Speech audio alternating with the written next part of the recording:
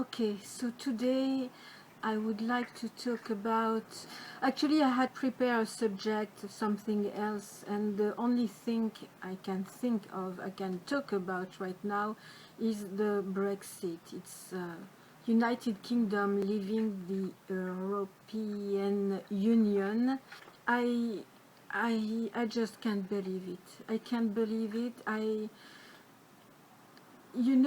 I've been hooked on the subject a while ago because I was thinking of where would I go if I had to leave the US, and my first thought was I will go to England because it's a country that I love, that I know very well, and I don't want to go back to France, but it's still very close to France, so close to my family and my friends. And it's really, I absolutely love England, and I love English people, and I absolutely love everything there. I think they are so classy and so nice, and so smart and so brave, and at the minute I decided that my next destination would be United Kingdom, especially England, I heard about the possibility that UK would exit the European Union. So I've been following that before the referendum, and the day of the referendum, while they were sorting the polls and checking who voted for what, I was actually on the BBC TV news on my phone the whole day, because for in the UK, people in the UK, it was the night for you, but here in Los Angeles it was the day. So I basically worked by following the referendum, and I was seeing leave, leave, leave, leave, and I couldn't believe it. And I was stunned when finally the journalist says, I think we can say now that the Leave will win because we are almost at the end. And obviously, even if everybody said stay in the remaining part, which is not checked yet, the Leave will win. I'm still now following the BBC news. I prefer following the English news because I think that it's always better to go to the source, because when I listen to the French news, they can be sometimes a little nasty, and I don't like that. And in the US, they see that from a very American point of view, and they obviously understand nothing at all. So I prefer following the English news, and I really hope that they will find an agreement with the EU, by hoping that the people in Brussels are not going to be really nasty and not correct and kind of taking a revenge, or I don't know what. I think that the best solution would have been to stay, because there are a lot of flaws, but there were a lot of advantages too. However, I totally respect the people who wanted to leave, as long as they are not populist or weirdos, of course, because I understand that people who live in very poor places where there is no job, and where they see that the jobs are taken by people who are not English, or maybe products which are sold better than the English products, and this product would be from somewhere else. I understand that it makes them a little angry, but it doesn't mean that the solution was to get out. But they don't know, and I think that it's not well explained to people, and it's very difficult to understand. Myself, I have a bachelor degree in economics, and myself, even if I know a little in economics, still it's kind of, everything is like it's so complicated, and the European system is something else.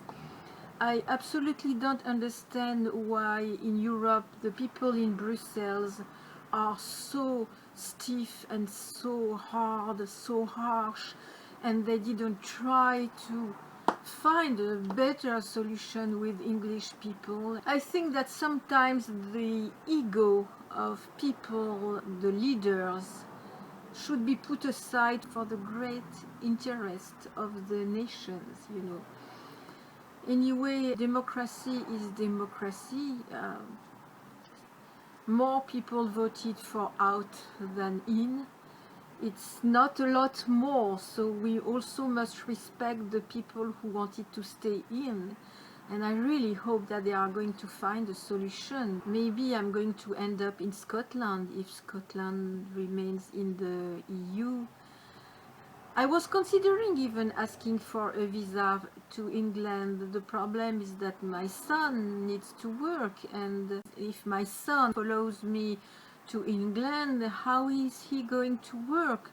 So I'm more considering now to maybe think of Ireland. I don't know Ireland at all, but I always heard that it was beautiful and very cool and very nice. So I must check first, of course. Right now I'm still in the US. For how much time, I don't know. It doesn't depend on me. But at a point I will have to take a decision and to decide for my life, and not for my son's life, because my son decides for himself, but it's true that we can't continue to live like that. I've been asking again and again and again for a visa and to be allowed to stay. To go back to another country where I will have to ask again for a visa, I'm not so sure about that. I want to go somewhere where I can be free to settle and think of nothing, and do my job, and that's it. I want to say also that I don't especially know what are the political idea of James Cameron, but I can't tell if I agree with him or not. I don't know enough about that, but I absolutely admire this man, because he promised something when he was elected, and he honored what he said, knowing that it could be a big mess, knowing that he could lose his job. Wow. I think that a lot of politicians should take a lesson from him. I think he's very classy, and he resigned. He resigned after the referendum. That is, wow, so classy. He really has a honor. He really respects what he said. And it reminds me, Charles de Gaulle in France. It was a president who organized a referendum because it was in 1968, and people were very upset with the government, and it was almost a revolution. It was crazy. I was a child then, but I remember it was such a mess. We couldn't get out of the house. It was dangerous. We could receive a stone on the head, people throwing stones, and it was crazy, cars being burnt, and it was such a mess. And he organized, Charles de Gaulle organized a referendum. It was, the people had to say yes or no, and if he said, if people say no, I will leave, and people said no, and he left. And that was a president. That was an honorable and decent man.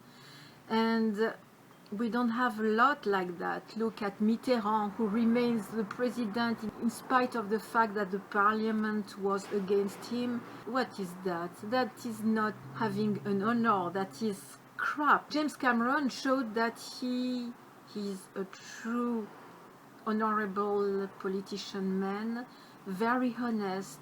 He respects what he promised and what he said, and I admire that. No matter what his ideas are, political ideas are, I think he was a very good first minister, even if a lot of people don't like him.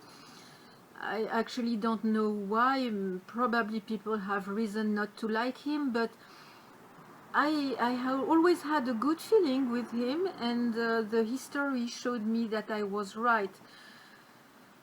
If I had been in his shoes, I'm not sure that I would have done the same, because I wouldn't have wanted my country not to be in the European Union anymore. But I can only respect what he did and admire him. So I was thinking, it seems that English people, when they take a decision, they do it, and they, no matter what the consequences are. and it's admirable. In the same time, it's very disturbing. It's very sad for us, because what is going to be Europe without UK? I mean, UK was the cherry on the top. I mean, it was the fun part of Europe. Europe without United Kingdom, it's going to be boring. It's not that the other countries are not interesting, I'm not saying that, it's just that they are so serious. And English people are serious, but in the same time they also are fun, and they have a kind of eccentricity that I love. They are funny, and they are brilliant. And yes, Europe without UK is going to be boring. So I really hope that Ireland, Scotland, maybe London are going to stay in Europe, because we really need them. I'm so sad to imagine that England is going to leave. It's like if a member of my family was leaving and saying that he doesn't want to be a part of my family anymore. I know that French people are not always very nice with English people, but I don't agree with that. If I have to choose, I will choose English people against French. French people can be very mean sometimes, and I'm French, so I can say so. But I'm very sad. I'm really very sad. It sends me back to Hollis leaving the music industry. But you know, Hollis had the choice for himself. Of course, it hurts us, the audience, because we miss him and we want him back. And at least we want to have news from him. We want to be sure he's still alive. We want to be sure that he's okay and that everything is great for him. But you know, he spoke for himself and his family, of course.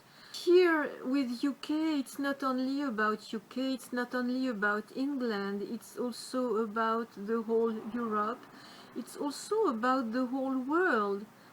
But I understand, in the same time, I understand what happened, because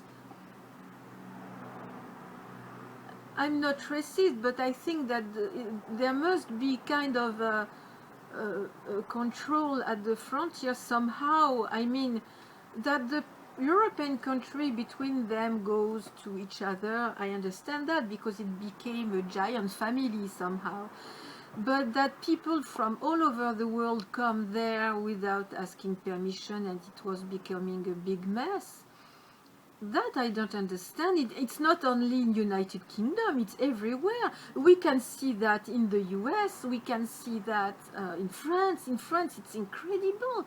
In Germany too, it's everywhere. So I'm wondering what is going on, what is happening.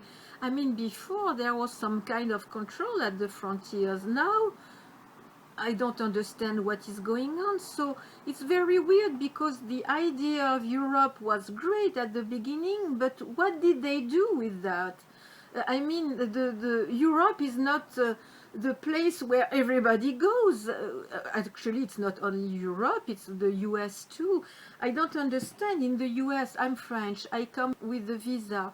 I'm paying a lot of money every 2 years to be allowed to stay. I supply a lot of papers, administration papers. It's very stressful. I do everything I can to make it right.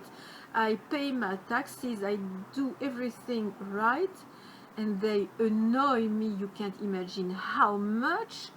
And I brought some money here, but beside that, there are a lot of illegal people who come and who are allowed to do anything, who have a driver license, who have all the social advantages and healthcare and everything, and we don't annoy them. And they were even talking about giving them the right to vote. So I'm starting wondering, what is this world? There is something not logical here.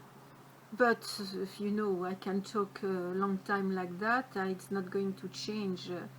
It's not going to change anything anyway. I don't have this kind of power. And at a point I'm like, okay, I'm going to go in a place where I'm welcome and not where I'm annoyed. If I have a little money, and I have very little, I want to invest it somewhere where I'm welcome, and I want to pay my taxes in a place where I'm welcome. So I don't know where I will end up, but I absolutely want to end up in a country where we speak English, because I know how to speak English. Anyway, I want to say to the English people in general, or the United Kingdom people in general, we, at least I, love you. We want you to stay.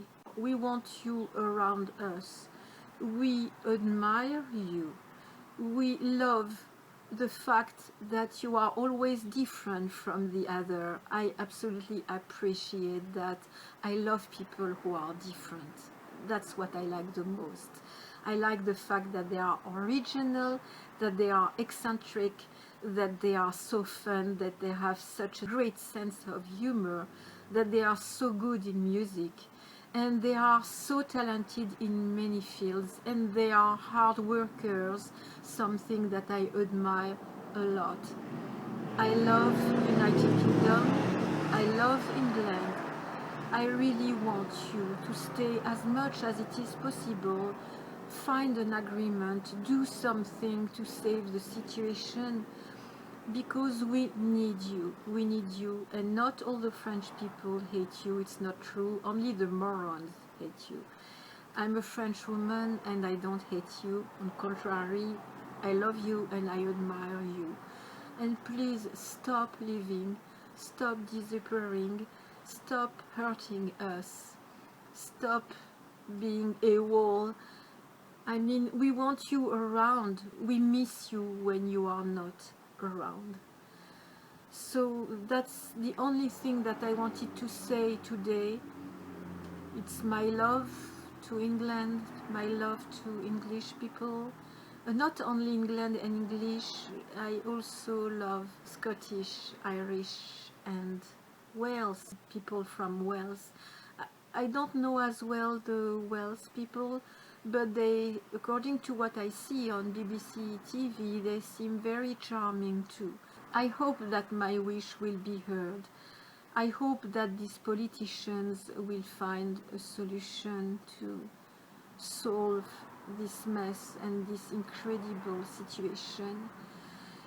In the case if England will be really out of EU and with no agreement, nothing, I know it's going to be a mess in their country during a while, but I have a big faith in England, and I'm absolutely sure that they will find a solution for themselves, and that in a few months, in a few years, they will be back to normal or almost, and they will be one of the biggest country in the world again. Somehow I'm wondering if I don't have more faith in England than in Europe. I don't know if Europe will last forever, because there is something not totally right now. I don't know if it's a feeling that I have or if I'm right, I don't know. I had to change of camera because I didn't have enough memory on my other camera.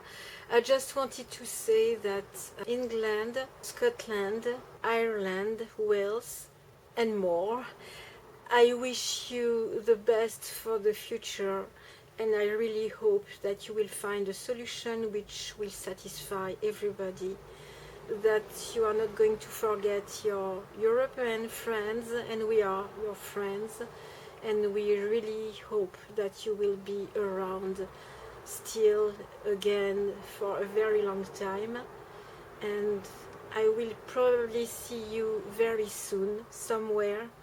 someone somewhere in summertime. I don't know.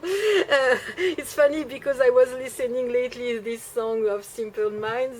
They are actually Scottish, so maybe I will end up in Scotland. I will probably end up in Ireland. More it goes, more I have the feeling that I'm going to join Ireland in maybe a few years, not in a very long time. Anyway, once I get back to UK, by hoping that UK will still exist, I will be very glad because the world is nothing without UK. Okay, I'm leaving you now. I see you very soon. Bye bye. Bye bye.